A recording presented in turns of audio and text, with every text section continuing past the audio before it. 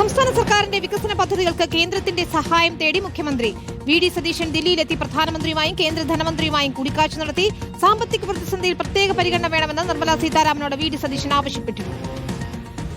മുഖ്യമന്ത്രിയായി ചുമതലയേറ്റ ശേഷം പ്രധാനമന്ത്രി നരേന്ദ്രമോദിയുമായി നടത്തിയ ആദ്യ കൂടിക്കാഴ്ചയിൽ കേരളത്തിന്റെ ആവശ്യങ്ങൾ എണ്ണിപ്പറഞ്ഞു വി.ഡി. സതീശൻ. പ്രധാനമന്ത്രിയുടെ ഔദ്യോഗിക വസതിയിലെ കൂടിക്കാഴ്ച 40 മിനിറ്റ് നീണ്ടു.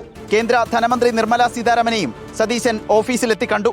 സർക്കാരിന്റെ മനസ്സിലുള്ള വലിയ പദ്ധതികൾക്ക് പ്രത്യേക സഹായം വേണമെന്ന് സതീശൻ ആവശ്യപ്പെട്ടു.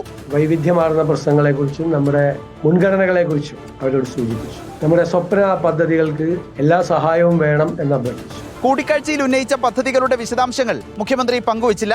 ദേശീയപാത ഭൂമി ഏറ്റെടുപ്പിന് നൽകിയ തുക കടമെടുപ്പ് പരിധിയിൽ നിന്ന് ഒഴിവാക്കണമെന്നായിരുന്നു കേന്ദ്ര ധനമന്ത്രിയുമായുള്ള കൂടിക്കാഴ്ചയിലെ പ്രധാന ആവശ്യം. PM ശ്രീ പദ്ധതി കൂടിക്കാഴ്ചയിൽ ചർച്ചയായില്ല.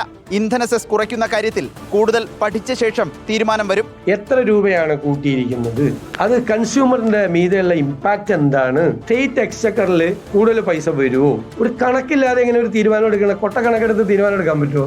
മുടങ്ങിക്കിടക്കുന്ന കേന്ദ്ര സർക്കാർ വിഹിതത്തെക്കുറിച്ച് ധവളപത്രം പുറത്തിറക്കിയ ശേഷം വീണ്ടും കേന്ദ്ര സർക്കാരിനെ സമീപിക്കുമെന്നും മുഖ്യമന്ത്രി പറഞ്ഞു. കേന്ദ്ര ആഭ്യന്തരമന്ത്രി അമിത്ഷായുമായുള്ള കൂടിക്കാഴ്ചയ്ക്ക് ശേഷം മുഖ്യമന്ത്രി നാളെ കേരളത്തിലേക്ക് മടങ്ങും. റിപ്പോർട്ടർ, ദില്ലി.